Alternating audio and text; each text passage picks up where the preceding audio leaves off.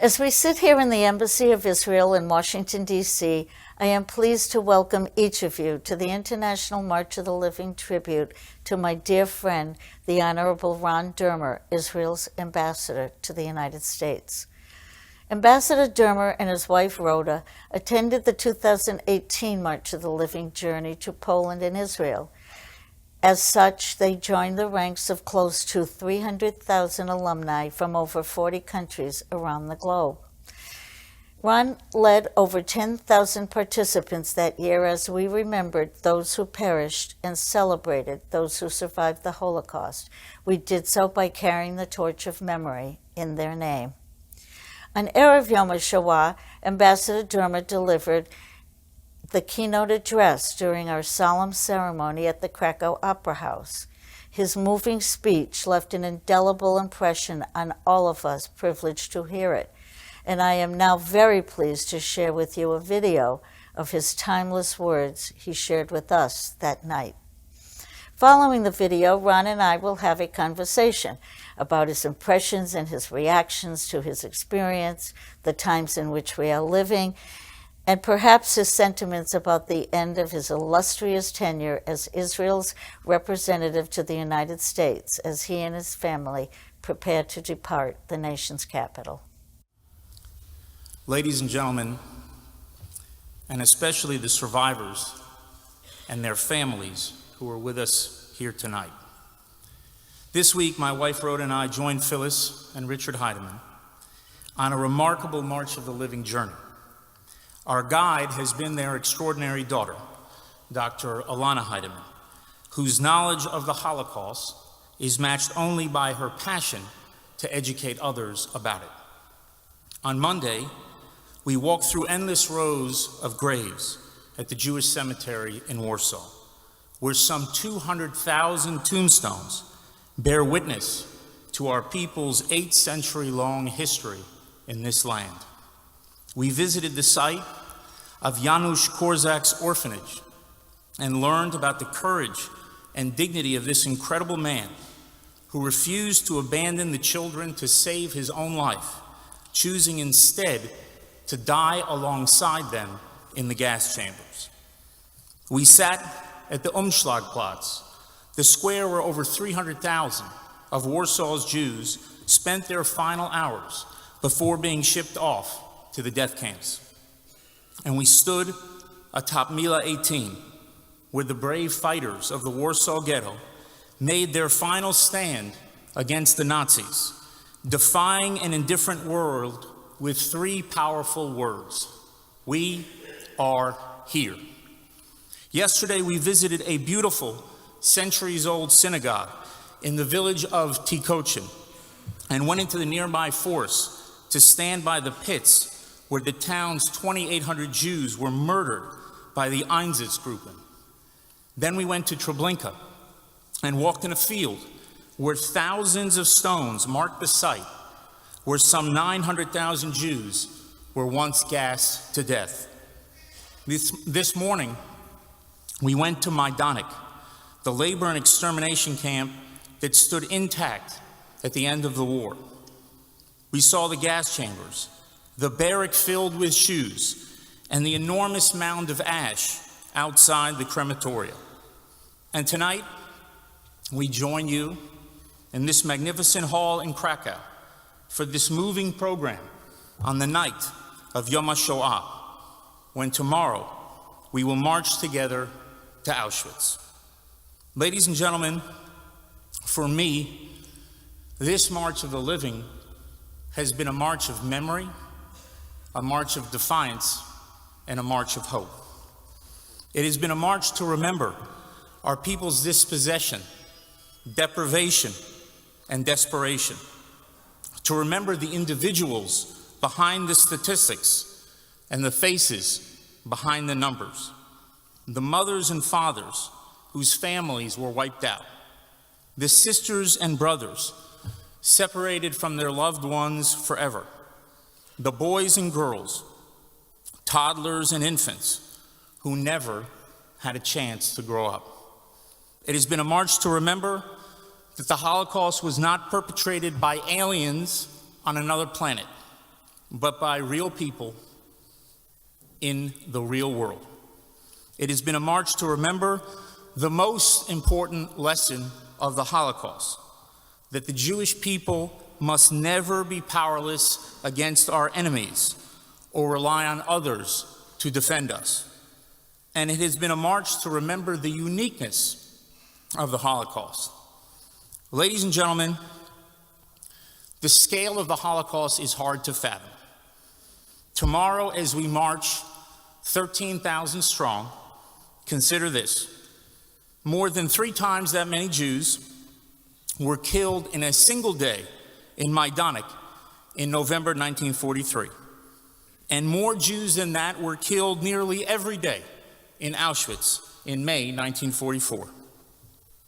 And if 6 million is a hard number to wrap your mind around, consider this as well.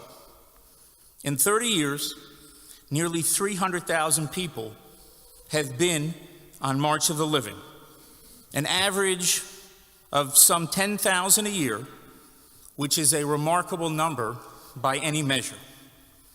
Yet even at that pace, it would take the March of the Living 600 years to bring a single marcher for every Jew murdered in the Holocaust. But it is not the scale of the Holocaust that differentiates it from the genocides, mass murders, and other man-made horrors that stain human history. Scale is only a difference in size, not a difference in kind. What makes the Holocaust unique is that all Jews were targeted for annihilation, that this diabolical crime was systematically planned and methodically executed, and that the Holocaust was not merely a means to an end, but an end in itself. And what is unique about the Holocaust is also the unique hatred that fueled it. For centuries in Europe, Jew hatred was a powder keg waiting to explode. It exploded in the Rhineland during the Crusades, and in Basel, Mainz, and elsewhere during the Black Plague. It exploded in 15th century Spain during the Inquisition, and in 17th century Ukraine under Khmelnytsky. It exploded through the pens of great intellectuals like Voltaire and Ezra Pound, and through the clubs and pitchforks of murderous mobs that always hung like a Damocles sword above the heads of Jewish communities in ghettos and shtetls across Europe. And it exploded in the Dreyfus trial in Paris, convincing a young Theodor Herzl, a half-century before the Holocaust, that this hatred demanded that the Jewish people establish a Jewish state. In this march of memory, we must remember that the Holocaust is not merely another chapter in the story of man's inhumanity to man. The Holocaust is the worst chapter in the story of man's inhumanity to Jews. That story is a story of a hatred so old and ubiquitous that it has transcended time and space, and so malleable that it has afflicted so many different cultures and civilizations and been adopted by so many disparate ideologies and identities.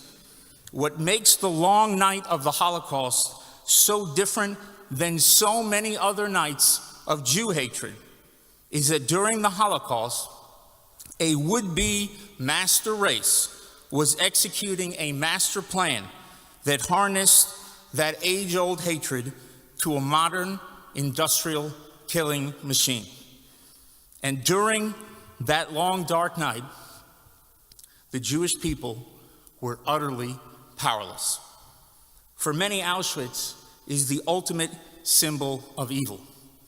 But for me, it is more than that. It is also the ultimate symbol of Jewish powerlessness. Ladies and gentlemen, this March of the Living has been a march of defiance for me as well. It has been a chance to defy with each and every step the Nazis who sought to exterminate our people, a chance to defiantly declare what those brave Jewish fighters in Warsaw defiantly declared 75 years ago. We are here.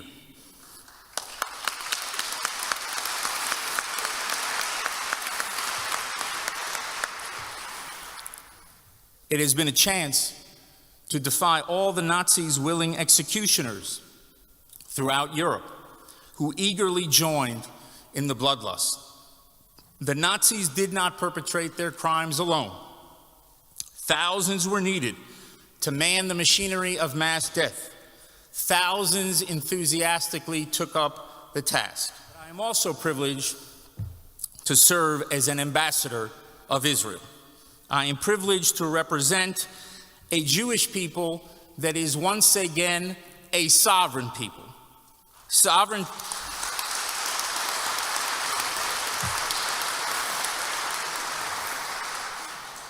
Sovereignty has given us many things. It has given us a shield. No longer do the Jewish people beg foreign kings, prime ministers, and presidents to defend us. Today, the Jewish people defend ourselves.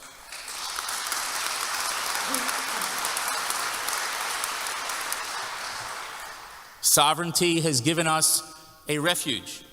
No longer do we depend on foreign governments to open their gates to welcome in Jews fleeing persecution. Today, we open our own gates and welcome Jews home to Israel from across the world. And sovereignty has also given us a voice. No longer do we ask others to plead our case before the sovereign nations of the world.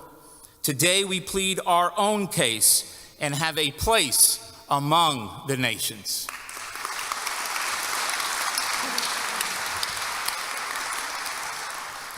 But with the privilege of sovereignty comes the responsibility of sovereignty.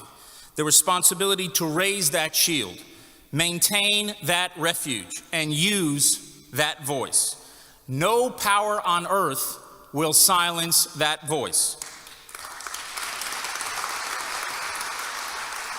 Israel will speak the truth at the United Nations. Israel will speak the truth in the American Congress. And Israel will speak the truth right here in Poland, especially for those who can no longer speak the truth. Those whose voices were silenced long ago. Ladies and gentlemen, it is precisely because the Jewish people are a sovereign nation that for me, this March of the Living has also been a march of hope. This week, that hope has followed us everywhere. I heard it in the songs of Jewish students in that synagogue in Tikochin. I read it in the words inscribed by Israeli soldiers on a stone monument that stands by those mass graves in the forest nearby. I saw it in the Israeli flags carried at Treblinka and wrapped around shoulders in Majdanek. And I felt that hope this whole week because I know that the Jewish people do not march here in Poland as a stateless, powerless, and downtrodden people. We march as a sovereign, powerful, and proud people. I expect that sense of hope will feel even stronger tomorrow as 13,000 of us march in Auschwitz and sing the Hatikva together. As we sing our national anthem of hope, I will remember the 6 million Jews who were murdered, the 1.5 million Jewish children. I will feel a defiant pride knowing that the 1,000-year Reich that tried to uproot the tree of our people is no more, and that tree has been replanted in its ancient soil, where it grows taller and stronger, decade after decade, reaching greater and greater heights in technology and innovation, science and medicine, culture and learning. And I will feel the hope that comes from knowing that the Jewish people are no longer spectators of history, but actors in history. I will feel the hope that comes from believing that as we act to secure the Jewish future, a part of each of those 6 million comes alive in us as their personal stories become part of our national story. A national story that contains many difficult chapters, but which is a great story of promise and hope, a story of an eternal people whose glorious chapters are still being written. Yehi zichram baruch. May their memory be blessed. The International March of the Living has both Jewish and universal lessons, which we strive to impart to each of our participants every year. With this in mind, Mr. Ambassador, I hope you will be able to comment on the most important lessons which touched you and touched Rhoda on your journey with us. What you consider the most meaningful lesson one can learn from any experience as dramatic and emotional and educational as the March. I would further like to ask you, was there one moment on this journey that moved you the most? Well, what I would say, Phyllis, is for me, the main lesson of the Holocaust, and this was true before I went on March of the Living, the main lesson of the Holocaust is that Jews must never be powerless against their enemies. I know a lot of people come away and think about the Holocaust in different terms, and they have many different lessons of what they think their mission should be because of the Holocaust. But for me, that central mission is always make sure that the Jewish people are not powerless against their enemies. And there was one moment on that trip in March of the Living where my wife Rhoda and I went on this really remarkable trip, and those who have not been on the March of the Living, I would strongly encourage you to go. It was on the 30th anniversary, and when you had the first March of the Living, I was in high school, in a Jewish day school in Miami Beach, and some people went on that trip and I didn't, and it is one of the few regrets I had that I never went on that trip, and fortunately when I was ambassador, I was able to go on this visit 2.5 years ago with you and Richard and your daughter Alana, and to see just the remarkable things that happened and the spots that we went to, from Warsaw to the forest where Jews were taken to be shot. We obviously went on the march from Krakow. We went to Auschwitz, and there were many other meaningful moments on that visit. But the one moment that truly stood out for me happened the day we went to Majdanek, which, as you know, is on the eastern side of Poland and was liberated by the Soviets, and it was liberated earlier before the Nazis had the chance to destroy all the evidence. And we ended up there that day, and I remember we walked into the entrance there. You're overlooking this camp, and it's shocking because you think it's a Hollywood set. At least that's what I saw because of how well it's preserved. And when we were there, I was expecting a phone call, and I was walking around with a secure phone that I carry with me wherever I went. And they said that I needed to be on a call between the National Security Advisor of the United States and the National Security Advisor of Israel. But I didn't know exactly when the call was going to happen, and I didn't want to delay our trip, and we went from place to place. But when we got to Majdanek, they told me that it would soon be a call. And then, of course, it was delayed another 10 minutes, and it was delayed another 10 minutes. And instead of waiting, I went along with the tour. And we sort of toured the camp. We saw the piles of shoes and the bunkers there, the gas chambers. And then we went into the crematoria with its chimney that goes up probably 50, 60 feet. And on the other side of the crematoria is a giant mound of ash, literally about 2 stories high, that is covered and is still preserved. It's shocking to even think that such a thing exists, but it does. And when we were in the crematoria, right when we were around where the ovens are, I got the phone call at that very moment. And of course, out of respect, I walked outside immediately, and I got onto this call. And this was a call, as I said, between our National Security Advisor and the U.S. National Security Advisor. And what we were discussing on that call was military operations in Syria.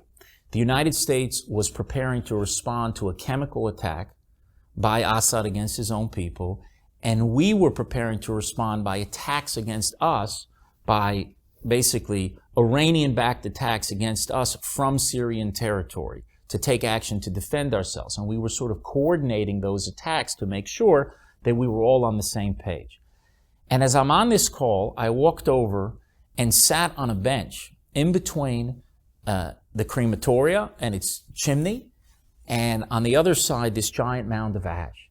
And I'm listening to this conversation, and I'm looking at this chimney, and it was one of the most surreal moments that I've ever had in my life, because to me, that chimney, where tens of thousands, hundreds of thousands of Jews went up in smoke, is the ultimate symbol not just of evil, but of powerlessness, that we had no ability to defend ourselves against our enemies. And here I was on a phone call as a sitting ambassador of Israel to the United States, in a call between Israel and the United States, our greatest friend and ally, discussing how we're going to coordinate our efforts to defend ourselves. And nothing to me symbolized the great transformation that has occurred in the life of the Jewish people with the rebirth of a Jewish state. To go from powerlessness to power, to go from statelessness to sovereignty. And that one moment that I had, I think, brought the entire, for me, the meaning of the Holocaust and the lesson, I should say, of the Holocaust.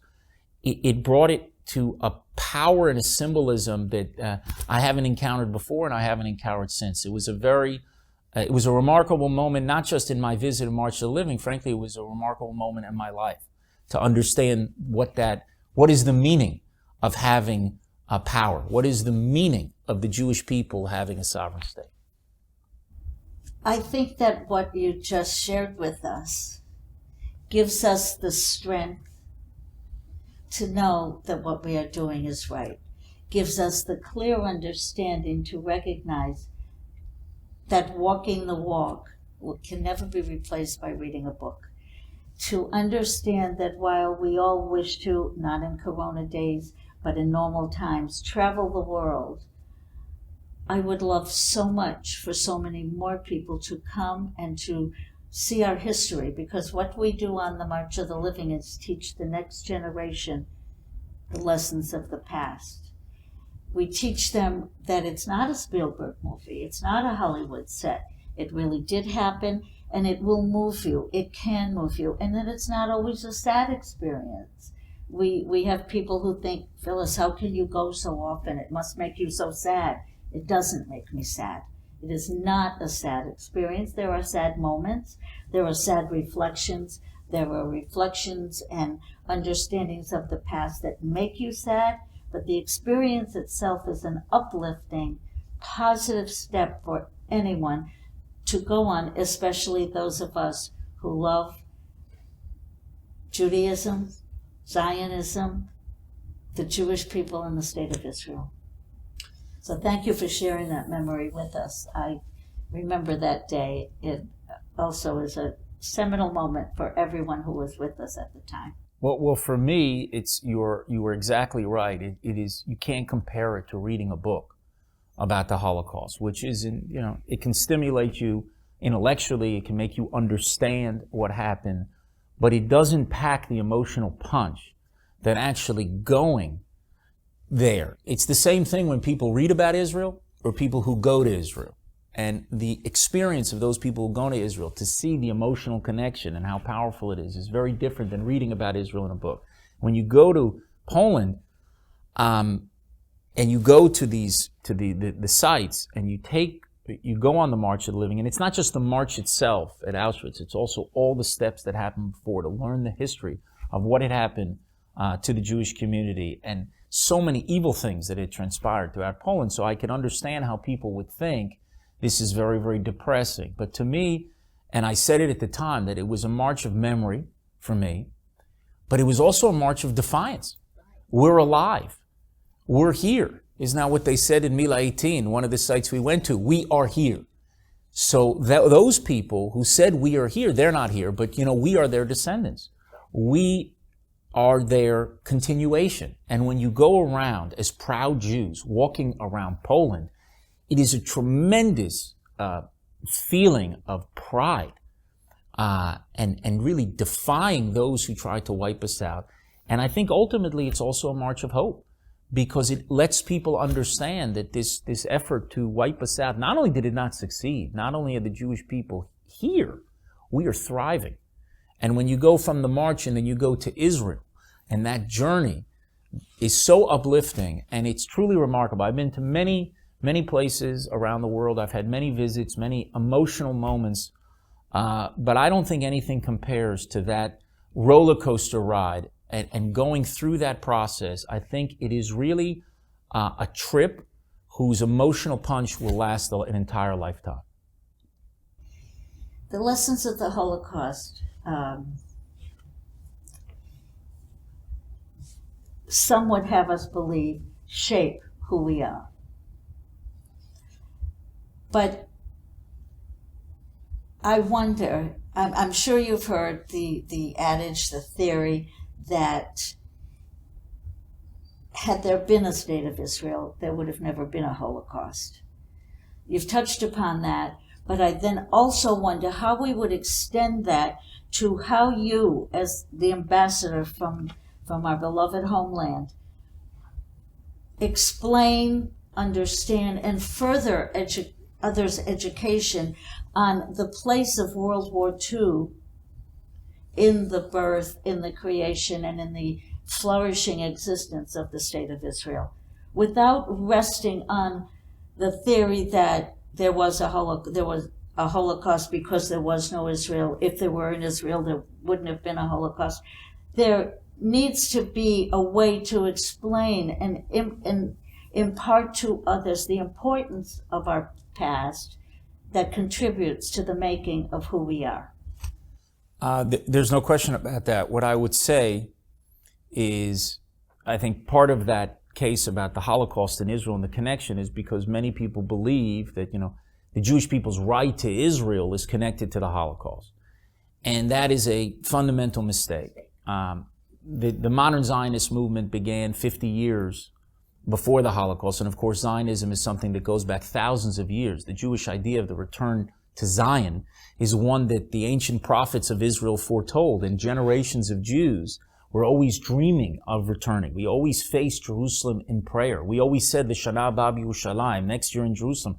So this idea of Zionism, of rebuilding this Jewish homeland, has existed for 2,000 years among the Jewish people. And modern Zionism in the 19th century was focused on rebuilding a Jewish state precisely and what drove them, many of them, was their concern about anti-Semitism that was engulfing Europe. And Theodor Herzl, most famously with the Dreyfus trial, where he understood, look, we're not going to be treated like all the other peoples of the world unless we have a state of our own. In fact, some of the Zionists believed, the early Zionists believed that if you establish a Jewish state, it would put an end to anti-Semitism, that anti-Semitism would in effect wither on the vine, because their analysis of the problem was Jews were a minority everywhere, a majority nowhere. And if you had one place where we were a majority, we would be treated like all the nations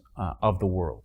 And in fact, what has happened 120 years later, things have, since about 1900, things have turned full circle. Because today, not full circle, upside down.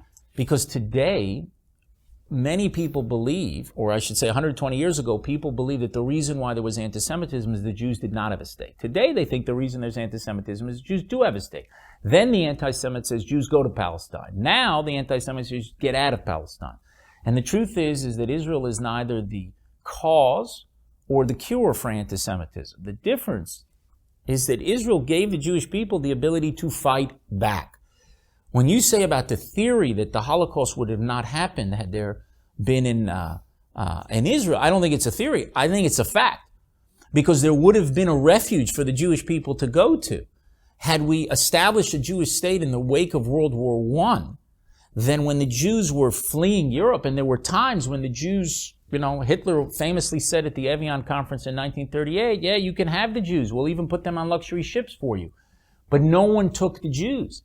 And England closed the gates of then Palestine to Jews and really betrayed their commitment that they had made in order to get the mandate in the first place because of the Balfour Declaration that folded into the League of Nations. You know the history. And none of the other countries around the world were willing to take in the Jews. So having that refuge became critical, and the Jews lacked that refuge at a critical moment in our history. But beyond that, the Jewish people's right to the land of Israel predates the Holocaust. What the Holocaust did was it created a moment in its wake in the late 40s where international sympathy for the right of the Jews to the state of their own actually existed for a very brief moment because of what they had done to the Jews. No one lifted a finger to save the Jews, including our great friends and allies. No one would take action. There were heroes. There were heroes like Wallenberg, and there's heroes like Sukahara, and there's like all Schindler, of course. There were righteous among the nations, but there was no nation that was righteous. And in the wake of the Holocaust, there was those years where international sympathy, the recognition that the Jews need a state of their own, was there for a brief window. And in 1947, I should say, November 1947, November 29th, 1947, you had the vote at the UN. And some people think that that vote created the state of Israel. And it did not. Because had we lost the War of Independence, that vote would have been worthless. It would have been worth, no more than the paper was written on. But it was a recognition of a pre-existing right, and it received a majority because of the international sympathy that it existed. But the ones who actually gave birth to the Jewish state were not the diplomats at the UN. It was the soldiers of Israel who fought in that War of Independence. It was the 6,000 citizens of Israel who died in that War of Independence, and the ones that have made sure that Israel has survived for the last 72 years are not the diplomats of the United Nations, are not our, friends and allies, around the world of goodwill. It's been the soldiers of Israel who have fought to defend Israel through decades of war and terrorism. It's been the citizens of Israel with their resolve against their enemies.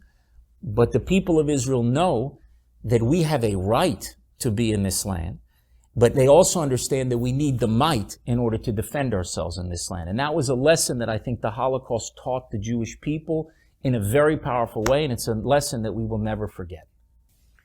As we approach the time when survivors, sadly, are no longer with us as witnesses to our past, I'm wondering what you have as a prescription for us to take as a course of action to educate on the Holocaust, to take the lessons of the Holocaust and make them relevant to the future when we don't have the voices of the Holocaust with us to give testimony and veracity of the horrific events that they survived. It's these very people that keep much of the Jewish spirit alive. And I believe you believe that, Ron, that the spirit of the survivor is something to behold. No hatred, no angst, no anger, just a want to make a better society. I think it's a greater challenge for us in an age when the survivors are passing on, and whether it's 10 years or 20 years or 30 years, when the last survivor will pass away. And it just means that we have to strengthen our commitment to keeping the memory. It is a harder challenge when you don't have that person there, because the experience of speaking to a survivor with the direct experience, again, like we talked about the emotional punch of going to Poland and doing the March of the Living rather than reading a book about Holocaust, or going to Israel rather than reading a book about Israel. It's the same thing, I think, in reading about stories of survivors or listening to an actual survivor speak. I think a lot of great work has been done by Yad Vashem, by the Shoah Institute of Steven Spielberg, others to document this history and to provide it. And I think we have to package it in ways that are going to be relevant and interesting to a new generation that embraces technology in a way none of the other generations previously had that opportunity. So we have new opportunities and we have new challenges. And we have to have young people excited about doing this, committed to doing it. And we have a responsibility. We have a responsibility to keep that memory alive. And it was, in a sense, easy when the survivors are there to help us. But I think there are many people committed to this cause, many supporters of March of the Living, and I believe this organization that has brought so many young people has now a fundamental infrastructure in place to make sure that the next generation actually remembers. And it's our job to pass it along to another generation. It'll be their job to pass it along to the next generation. It's interesting what you say, because we have reached the point in time now that our first marchers from 1988, 89, and 90, 91 are sending their children. The experience itself was so meaningful to them. They want their children also to have that meaningful experience. And I guess today is an example of how fortunate we are that we have technology. Again, we thank Israel for that. We're so fortunate to have the technology that we are able, in partnership with the Shoah Foundation and others, that we are filming survivors on site,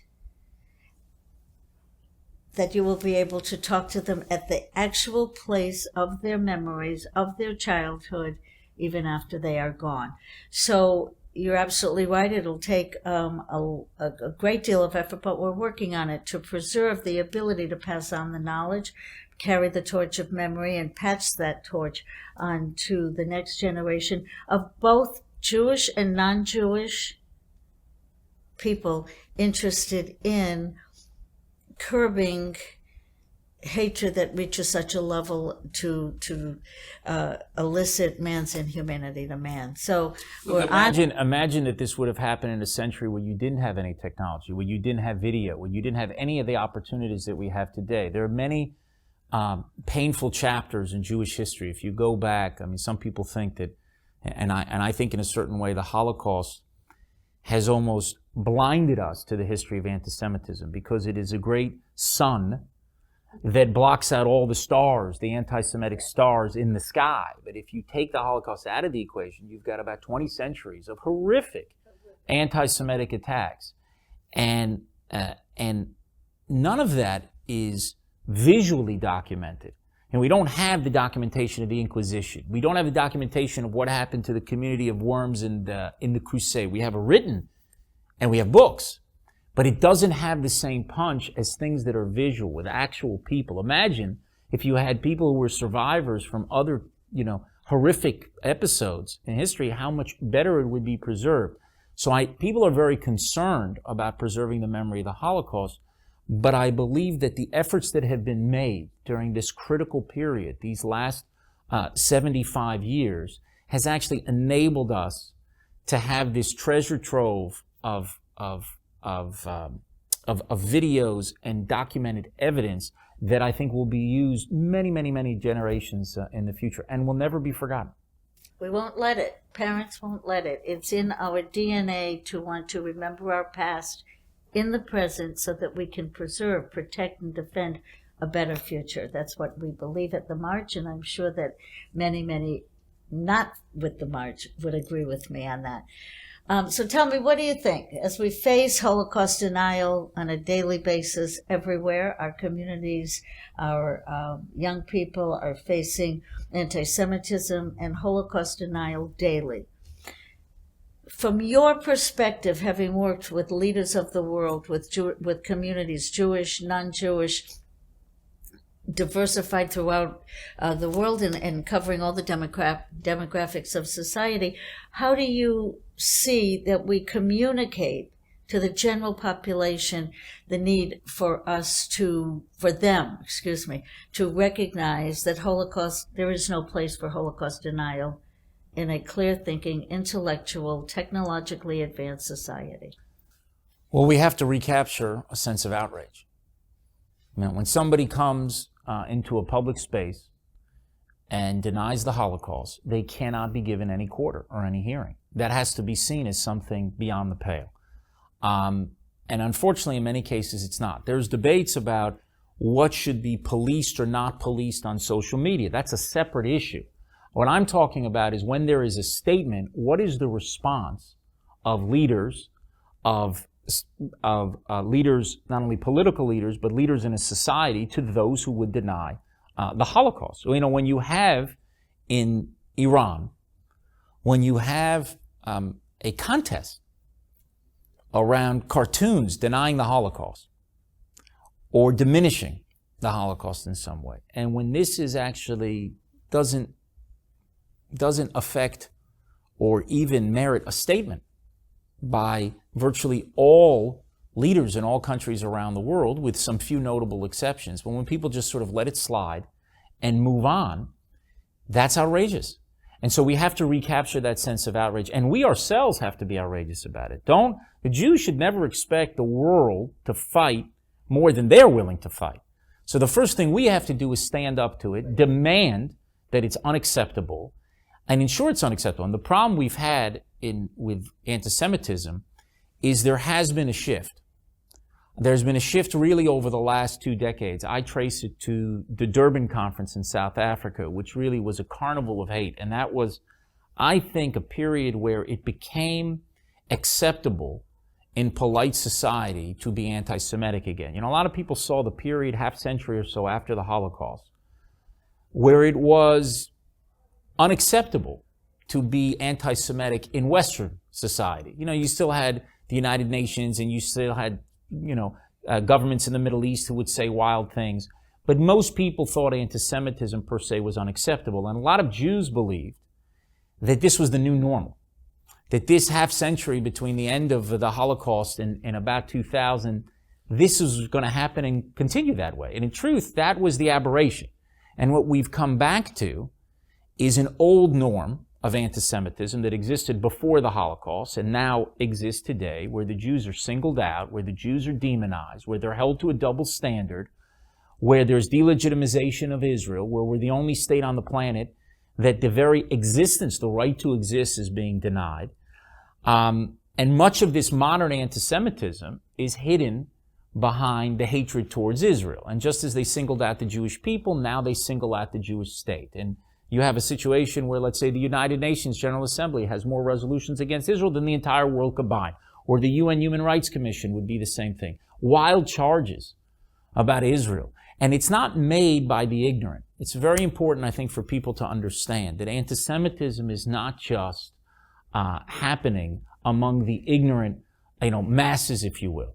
It's happening among elite, educated people. The demonization of Israel is absolutely outrageous. And it happens, I see this as ambassador, happens day after day after day. Wild comparisons.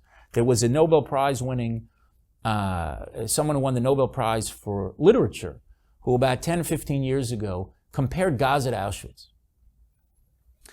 And this was a winner of the Nobel Prize for literature. That's what he said. Now, you know, Phyllis, that in May 1944 in Auschwitz, over 10,000 Jews were murdered every single day. In the history of the Israeli-Arab conflict, in the history of the Israeli-Palestinian conflict, I should say, about 20,000 people have died. In the history, in a 100-year history of the battle between Israelis and Palestinians and that conflict, there's a broader Israeli-Arab conflict with all of our Arab neighbors in Israel. It's about 125,000 people. Of that, 22,000 or so is about the Israeli-Palestinian conflict. Now, I'm not even talking about who's right, who's wrong, who's a terrorist, we're fighting terrorists, all of that. I'm just saying 22,000 people have died in a century. Every day in Auschwitz, over 10,000 people were murdered, were targeted for destruction, were systematically and methodically murdered. And you have a Nobel Prize winner for literature who has the temerity and audacity to compare Gaza to Auschwitz. Now, when this person then goes and reads from his next book and he's applauded in polite society, that's the problem. These things have to be seen as totally beyond the pale, totally unacceptable. And when we recapture that sense of outrage, then we can demand from others to be outraged. Well, like I promised the audience, but I digress. They would be they would be absolutely enchanted with your insight and your perspective, your understanding of history, and how to take the lessons of history into the future. So now I'm going to indulge on our friendship and get a little bit personal, and ask you, as your illustrious, your stellar, your overwhelming tenure here in Washington, which has had, by the way, an effect on the entire world Jewish community, not just Israel-American relations, but has made a real impact on each of us on the planet. Tell me about some of the most important issues with which you have dealt in this very tumultuous time. You haven't been here really at a time of tranquility and peace, and having changed administrations, that was even amplified. But your devotion, your commitment, your absolute drive for peace and to secure regional stability is giving me the opportunity to tell you, on behalf of all of our leaders, staff, participants, board, delegations, etc., I'm here to tell you that from the bottom of our hearts, we thank you. In advance of your answer, we thank you for all you have done to do everything to fight the evil forces and help us to maybe see to definitely see brighter days ahead and a bright future of continuity for our people, for our country, for Zionism, for all that we hold dear. So I would hug you if I could, because we go back that far, but I can't. So with words, I'm trying to tell you that we at the March of the Living, who witnessed walking with you in the sites, watching your reaction at the sites, listening to your words of wisdom, Toda rabah. Toda rabah. So now tell us some personal notes as you prepare with Rhoda and those incredible children of yours to leave us, not in the lurch, but to leave us and return to Baka. Tell us what are some of what you taking away as those seminal moments here in D.C.? Well, I'm very touched by what you said, and we not only won't be leaving you, and I guess we're part of the March of the Living family. Yes. And one of the things that Rhoda has told me is how important it is for us to take our children. She wants us to take our children, and they're just reaching the age where they're old enough to understand and also to deal with that emotional punch that you get when you're there, that, as I said, lasts a lifetime. But I've been very fortunate during the 7.5 years or so that I've been ambassador of Israel to the United States to be part of some remarkable moments. There was the historic recognition of Jerusalem as the capital of Israel and the moving of the American embassy. There was the decision of the United States to recognize Israeli sovereignty over the Golan Heights. There was an agreement that we made with the Obama administration, a 10-year agreement on military assistance to sort of secure that for the next decade. There were the tremendous breakthroughs over the last 4 months with 4 peace agreements with Arab states, with the Emirates, with Bahrain, Sudan, and Morocco. And so we had 2 peace agreements in the first 72 years, and we had double that number, 4 peace agreements in the last 4 or 5 months. And so to be part of that in some way, I think has been truly remarkable. But for me, and sometimes this surprises people when I tell them, given also these tremendous breakthroughs that we have in peace in our region, to me, the highlight of my tenure as Israel's ambassador to the United States was the speech that the Prime Minister gave to a joint session of Congress. And the reason why, and that surprises people, because it was seen as very controversial in some quarters. But the reason why that was the highlight is the meaning of Jewish sovereignty to me is that the Jews have a voice, that they have a refuge, which we spoke about, and that we have a shield. Now, people understand having a shield, the power to defend ourselves. And, we had 2,000 years of powerlessness. And then in 1948, we had modern Maccabees who were able to defend Israel. And 72 years since, we've had those modern Maccabees, the IDF, and the security services of Israel who've been defending Israel. So people understand what it means to have a shield. People also understand what it means to have a refuge. Because one of the things that Jewish communities were obsessed with before the birth of Israel, for centuries, was a simple question. When the inevitable anti-Semitic wave comes, where are we going to go? What's our next stop? We may be here for 50 years, for 100 years, for 200 years. In the case of Poland, it was 800 years. But where are we going to go next? And it was constantly on their minds. And Jews had been expelled from so many different places, from England, from France, from Spain, most famously, from Portugal, but from Germany and different areas of Germany. And Jews were obsessed with this for many, many centuries. And the birth of Israel changed that because Israel became an answer for Jews. It may not be the answer, but it is an answer. And it was an answer for the Jews fleeing the killing fields of Europe. It was an answer for Jews who were thrown out of the Middle East and North Africa in the wake of Israel's establishment. It was an answer for the Ethiopian Jews that Israel airlifted to our country in Operation Moses, Operation Solomon. It was an answer for the Jews of the former Soviet Union when the Iron Curtain fell and over 1 million have now come to Israel. And it's been an answer in recent years for Jews of Ukraine and Jews of France and Jews elsewhere. So we have a refuge. But there's a third aspect of sovereignty and of Jewish sovereignty to me. And it means having a voice. It means having the ability to speak up in the halls of nations. We did not have that voice. We had to plead with others to make our case, most famously with Jan Karski, the Polish diplomat, where the Jews there asked him, when you go to Washington and you have a chance to speak to President Rhoda, tell him what's happening. Tell them what is going on. Tell him to do something, to take action, to open the gates, to bomb the tracks, to do something. So we had to beg others to make our case. And the birth of Israel gave us the ability, the power to make our own case. Because now we're not just in the Hall of Nations, we have a place among the nations. And to me, when an Israeli ambassador goes on CNN or BBC, or when the Prime Minister of Israel stands at the United Nations, or when he speaks to Congress, he is exercising our sacred right to speak out. And that right becomes more important to exercise the higher the stakes.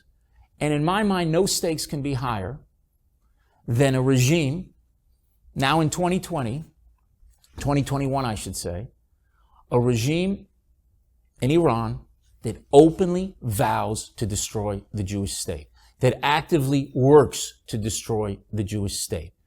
And when the Prime Minister of Israel came to Washington in 2015, and he spoke out against a threat to the very survival of our country, the one and only Jewish state, he gave meaning to Jewish sovereignty.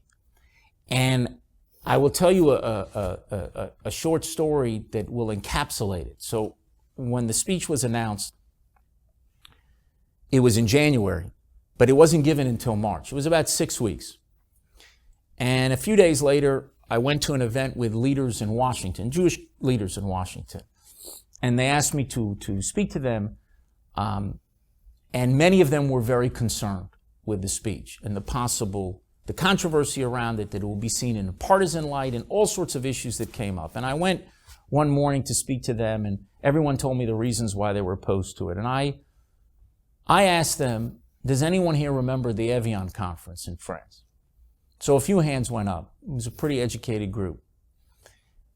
But I'll tell the people watching us that the Evian conference was a conference on refugees, which were by and large Jewish refugees in Europe, that President Roosevelt was pressured to convene in 1938 in Evian, France. And at that conference, delegates came from governments around the world. And Hitler, Yamach Shemo, Hitler sent a letter to the delegates at that conference. And you can get that letter on the internet. And it said, you can have the Jews, I will put them on luxury ships for you. And no one took the Jews.